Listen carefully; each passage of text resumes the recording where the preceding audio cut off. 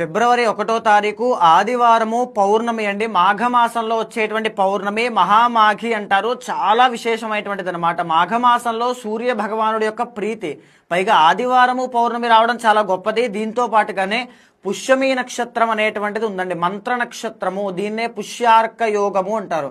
ఎంత గొప్పది అంటే ఎవరైనా చేసిన పాపాలు కడుక్కోవడానికి కానీ, లేకపోతే ప్రాయశ్చిత్తం చేసుకోవడానికి కానీ, కోరిన కోరికలు నెరవేర్చుకోవడానికి కానీ చాలా గొప్పది అనమాట. జాబ్స్ లేని వాళ్ళు కానీ, మ్యారేజ్ అవ్వట్లేదని వాళ్ళు కానీ, సంతానం కలగట్లేదని కానీ, లేకపోతే హెల్త్ ఇష్యూస్ విపరీతంగా ఉన్నాయనుకున్న వాళ్ళకి ఇది బాగా ఉపయోగపడుతుంది.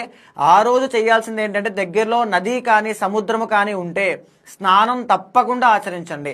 రెండోది ఏంటి అంటే, ఆ రోజున నాన్ వెజ్ తినడం కానీ, లేకపోతే చెడ్డ పనులు ఏదైనా చేయడం కానీ అస్సలు చేయొద్దు. హెయిర్ కట్ చేయడం కానీ, గోర్లు తీయడం కానీ ఏది చేయొద్దండి. ఆ రోజు చాలా పవిత్రమైనటువంటి రోజు.